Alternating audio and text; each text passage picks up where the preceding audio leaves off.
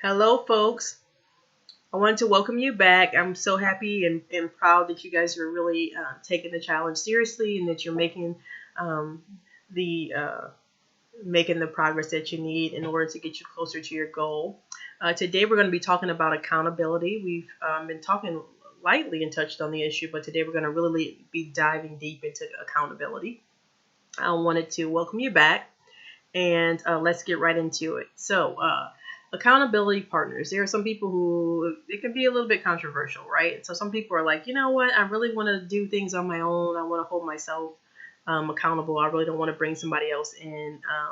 And let's start there, right? So first, when we talk about accountability, you do need to remember that first, accountability really does start with you, right? So it talks about, you being able to really commit to what your goal is, right? And so you first have to be accountable with yourself. What does accountability look like? It means transparency, right? To be really honest and open and upfront about where you are being, right? There's a certain level of vulnerability, right? To show that there's something that you need to do and that you need to gain from this process. And there's some ways in which you have some shortcomings or you have some stumbling blocks, right? And so it takes a certain level of vulnerability, right? And it also takes, it takes some trust, right? And so sometimes those three things together can really leave you in an uncomfortable space, right? So being able to be transparent, to be vulnerable, and to give your trust to someone else, can leave you in a spot. But I do want to challenge you to not just be accountable to yourself, but to see if you can find an accountability partner. And where do you look for accountability partners? It could be a mentor. It could be a spouse or partner. It could be a friend or a associate, and it could be somebody in the workplace or a business bestie. Um, and it could be somebody in this challenge along with you, right? And so that's why we have our support network and our hub. Some of you might want to pair up with each other. Why? Because you're both going through this process of the challenge, and you're both trying to overcome procrastination. And sometimes, it could be about just needing support along the way, somebody to hold you accountable to your goals, right? And so beating procrastination, should I say, accountability is definitely going to start with you first, right? But don't just leave it there.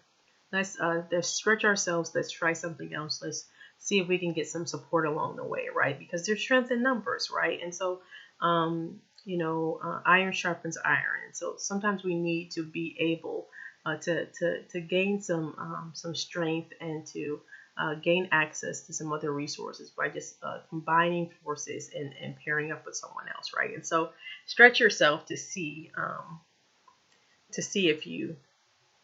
if you can find an accountability partner. That's going to be what we're focusing on today and what our activity is. And so it's very important to your progress. So it starts with you, and there's strength in numbers. That's why we're doing it. Now, accountability, you're going to be having to look for some qualities in an accountability partner, right? And so what are some things to decide if this is a person that's a good accountability partner? Well, first, you need to trust them, right? Because you're going to be vulnerable with this person. They're going to know that it's something that you're struggling with. They're going to know that it's something that is a little bit further outside of your comfort zone. And you're going to be able to have to share things with them. And so, you have to trust them with some vulnerable information. You have to be able to want to include them in the process. And you're more apt to include people in the process when you really trust them, right? And so make sure it's somebody that you trust. Two, make sure that you are like-minded, right? And so, what does like-minded mean? It means that you both might like to receive information in the same fashion, right? And so maybe you are a person who really needs somebody who to be a little bit heavy-handed with them. That it needs to come forth in a stronger way. It needs to be said in a bolder way. You don't like sugarcoating, so it needs to be very blunt. And so you need somebody as an accountability partner who's going to be comfortable with being blunt with you, right? And some people like to sugarcoat. And so accountability partner for you with somebody who's sugarcoating and you receive information better when it's blunt, that might not be a good fit for you, right? You're going to need somebody who not just believes in the goal and believes in you, but who also is like-minded in their approach, right? Maybe you're a person who isn't the most organized, but you want to receive the information um, in an organized fashion from the person. And so like-minded in that way will be that you value organization and that person is organized, right? So it doesn't mean that you do everything alike, but that you both value those things in your alike and mind and the mindset of that thing being a valuable tool, right? And then also making sure that person is positive, right? And so we want to receive information. If we're not doing so well on our goals, we want that person to be able to share that with us, but to share the truth and love. It's very important. It makes all the difference. So we want somebody who is positive and who we want somebody who can be encouraging to us as well. It's not going to always be about, criticism, but also being able to encourage you and show you that you are making progress. And so if somebody is not positive, that can sometimes, get you in a mental space where you don't want to continue on. And so positivity is very important, right? And so making sure that person is positive. And then you do have to agree on the process, right? And so when you have an accountability partner, make sure that you guys agree on what the process is for you to work together. And what do I mean? It might mean how you provide an evaluation or how you want to receive the information. So maybe you two like to text, and so you agree to check in with each other via text. But you need to agree to how often you want to check in with text. Is it when you have a moment of doubt? Is it when you feel discouraged? Is it on the weekend each week? Is it after a couple weeks? Is it when they notice something that's not in alignment with your goal? Which is the mechanism that you want to use for check-in, right? For some people, it might mean that you meet up for coffee or you meet in person. You actually need to meet. I've seen some people where accountability, they have to be doing something active. So they'll meet for a walk and they'll discuss the information while they're walking. And that mechanism of being able to move your shoulders and to move your feet and all of that. That was me trying to walk. That's how I do it. No, but seriously, I kind of actually do walk like that, which is so funny. But anyway, but making sure that you understand what the process is for you folks, being able to hold each other accountable, right? Sometimes it's an email. I will say that a lot of challenges I used to go into, people would say find an accountability partner, and I would, for some reason, always get paired with the person who said they needed an accountability partner, but they didn't really want to have an accountability partner. Like they wouldn't do the challenges. They didn't want to check in. They never showed up to the check-in. So we'll do like a video chat. They didn't show up to it. You call them, they wouldn't answer the phone. You text them, they wouldn't text back, that kind of thing. So I always was the person who got ghosted. So, again, accountability starts with you. And so the reason why I say that is, sometimes when you're the person who was selected to be the accountability partner and that person hasn't committed to the goal, you're like, why did you get and recruit me to do this process when you were not committed in the first place, right? Because I have other things to do as well. And so I've seen people who ask for accountability partners, and I have to now, because I learned from that process, is to say, are you truly committed to the goal? And this is how much time I reasonably have to allot to this. If I see that you're not following through, I cannot hold you accountable to a goal that you don't hold yourself accountable to. And so if you are not committed, then I will not commit my time either. And I make sure that is clear on the front end. And so you see some people automatically say, oh, never mind. And that could be that they're not committed to the goal. It also could mean that thing, remember, like-minded. So maybe the way that I deliver that information is not the way in which they want to receive information. And so that is within their rights to say that it's not for them, right? Okay. The other thing I want you guys to remember is accountability is not a one-time thing, right? And so you don't talk to somebody one time and to be like, they held me accountable and that's it. Right. And so I see some people like, okay, they help me accountable and they know what the goals. I'll check in at the end. Like that's not an accountability partner. Right. And so maybe it'll help to share with you what accountability looks like. Right. Okay. So if you have an accountability partner, what is the advantage for you?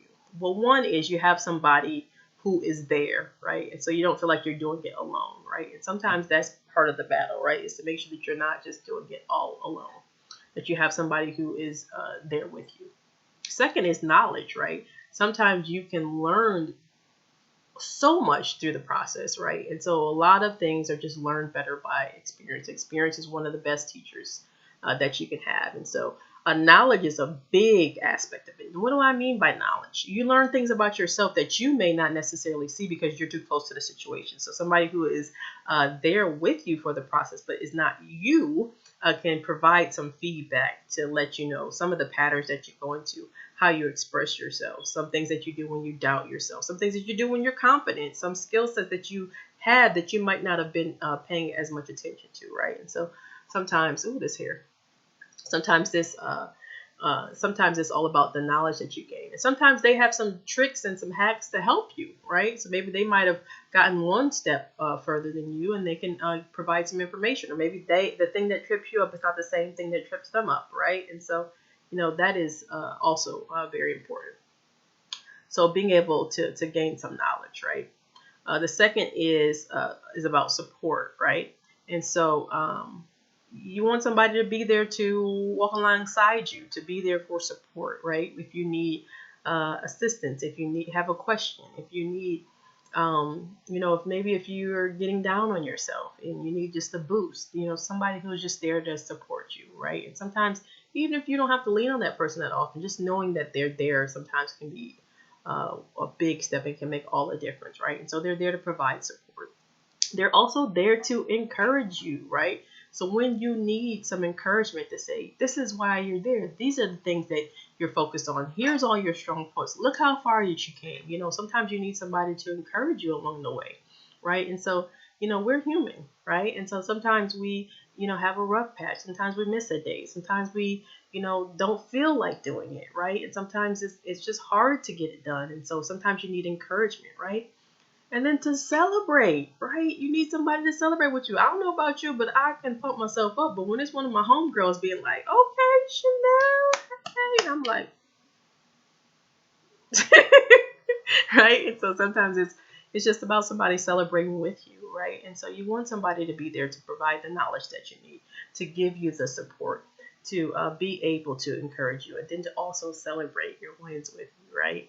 And then sometimes it's also just to have that discussion, right? And sometimes you need to really think through what your process is. And sometimes I'm a person who I get lost in my thoughts. So helping somebody to just sit there and just help me think through where it is, and maybe they might see something that I don't see, and so that can be it just there. That 5 minutes with somebody who's again, it's just a step outside of the situation. Can be able to see things a little bit differently because they have a different point of view than you do, and sometimes that can make all the difference. And so let's recap. So accountability, one, it starts with you, right? So your commitment level, you being really sure that this is in alignment with where you want to go as a goal, and making sure that it is something that you're committed to doing. Two is making sure that your accountability partner has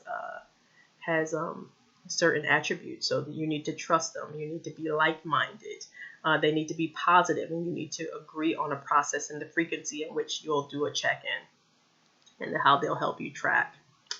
And what do I mean by the mechanism? So if it's video, text, in-person, active, whatever it is, how often you want to do that, which tool or resource you want to use. Next is making sure that you realize that there's strength in numbers, and that's why we have accountability partners, right? And so there is a reason why you should reach out to accountability partner, not just have it all the onus be on you, right? Next is making sure that you understand that accountability is not a one-time thing, right? And so you need to continue on that process with that person. It's regular check-ins with them. Regular is, again, it's your frequency. So you may not be a daily check-in person. You might not be a weekly check-in person, but you could be a bi-weekly check-in person. And so finding out which works for you and the accountability partner, right? And then lastly, making sure that you understand why you have an accountability partner. So they provide knowledge, they provide support, they provide encouragement, and they are there to celebrate you and to help you to think through things. And so that should wrap up our accountability lesson for today. I do want you to go through the material that is in the group. Make sure that you complete your action step, which goes through the qualities that you need in an accountability partner, and making sure that you actually find one And when you find one, please reach out to me and let me know that you found an accountability partner, and we can discuss that. And if you need help getting matched with an accountability partner in the group, please feel free to let us know so we can match you. With that being said, I want to thank you, and I'm going to go ahead and close this out. Thank you so much. I really appreciated you and your participation in the challenge. I do look forward to speaking with you tomorrow, and take care. Bye.